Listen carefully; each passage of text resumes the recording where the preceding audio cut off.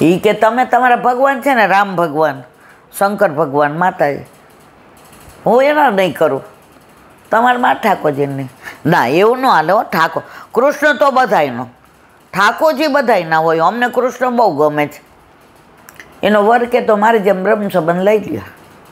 એ કહેલા બેન હલચલ મચી ગઈ છે, અઠવાડિયામાં પરિણામ આવી જશે. મેં તો જો બેન, એનો ઉદ્ધાર તારા દ્વારા છે. પણ એનો જે મેં હરખ જોયો ને, હોશ જોઈ ને, ઉમંગ જોયો ને,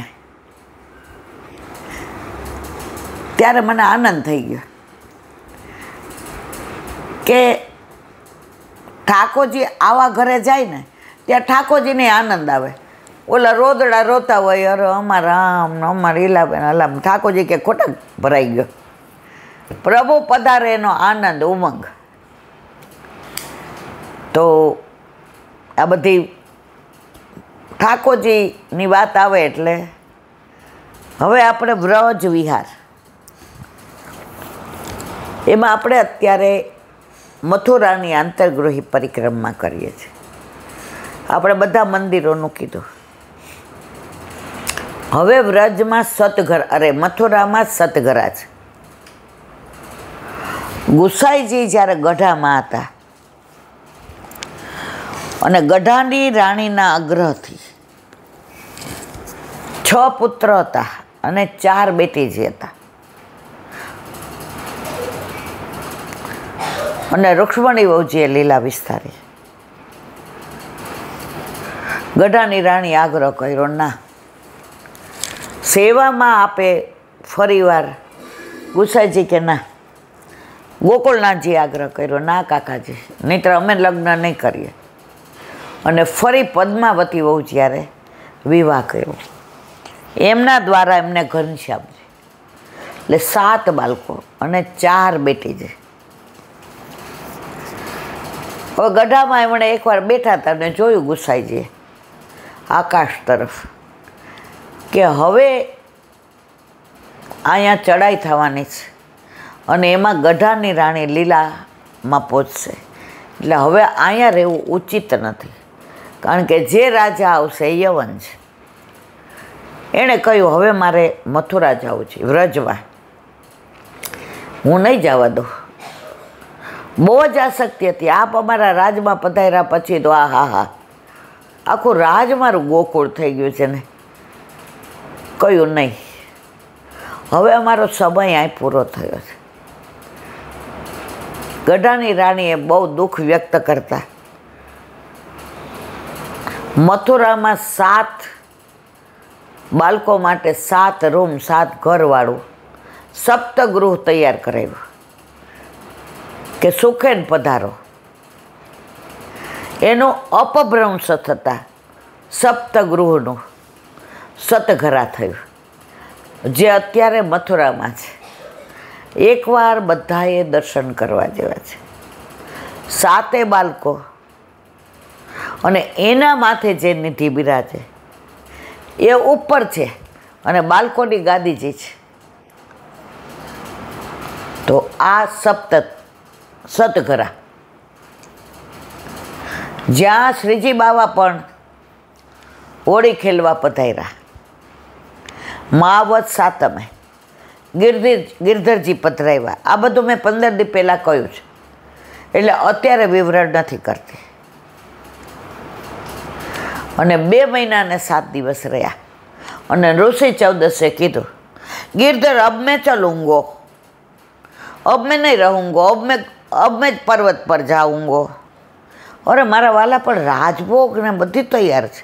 नहीं मैं चलूँगो, चल मोको ले चल. कारण गुसाईजी परदेश करवा गया था, ये पधारवाना था. અને ચત્રભુતદાસનો વીર ગોવર્ધનવાસી સાંવરે લાલ, अब तेरे बिन રહ્યો ના જાય. સમજી ગયા ઠાકોરજી, ત્યાં છેલ્લું કીર્તન છે, હું નહીં જાઉં તો આ લીલામાં પહોંચી જશે.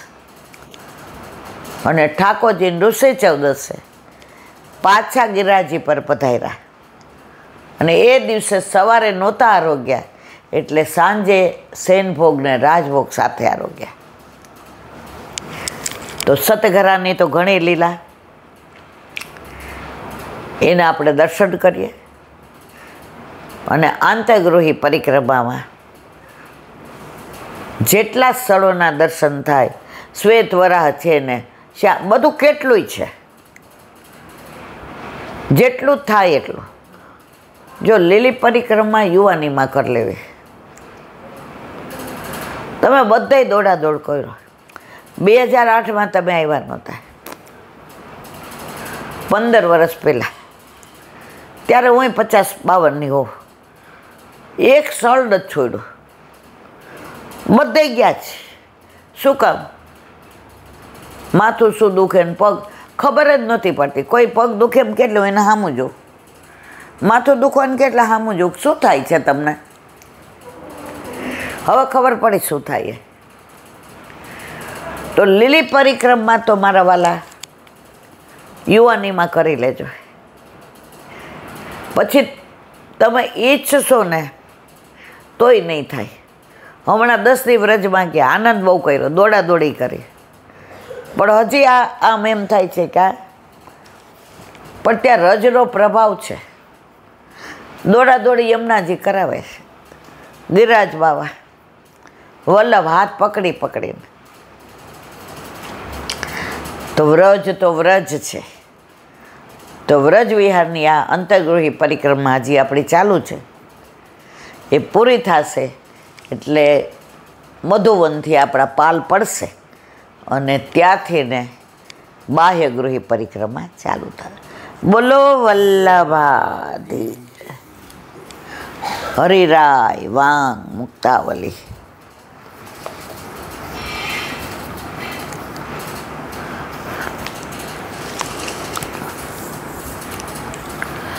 હરિરાય મહાપ્રભુજી કી જય.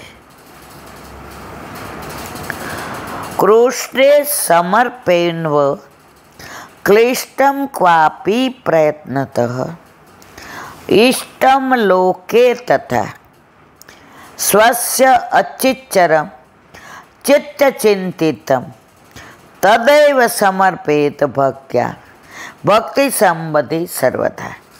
ગુજરાતી. તેમજ બહુ જ ક્લેશ કરીને પ્રયત્નથી જે મેળવ્યું હોય તે પ્રભુને સમર્પવું નહીં.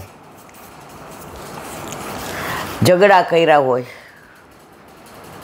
મારા ભાગનું કેમ ન આપો, કોર્ટ કેસ કર્યા હોય, ક્લેશ કર્યા હોય, વ્યાજનું હોય, કન્યા વિક્રયનું હોય, આ બધું દ્રવ્ય ઠાકોરજી અંગીકાર કરતા નથી.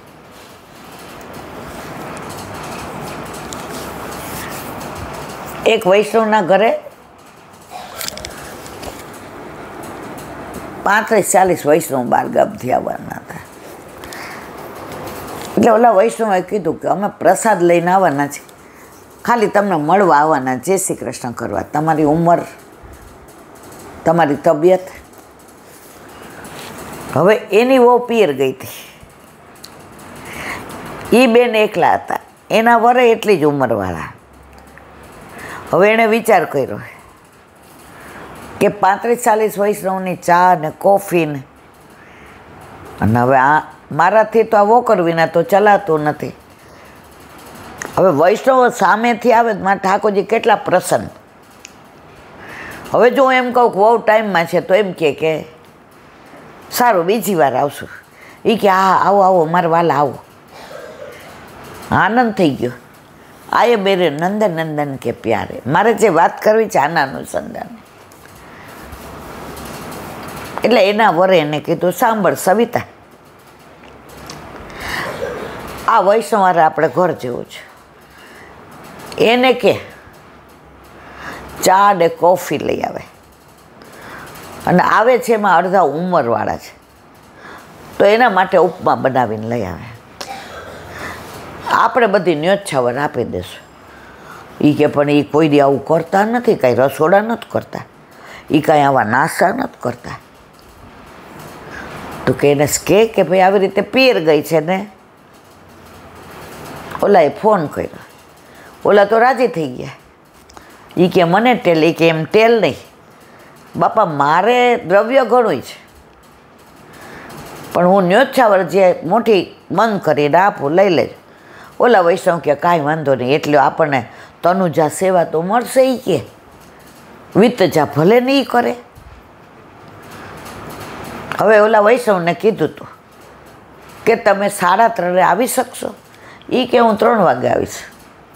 એ કે પણ પીરસવાનો મારાથી તો વો કરવી ને, બા તમે ચિંતા કરો, બા ડીશ ને ચમચી ને કપ ને જગ ને બધું લઈ આવશો.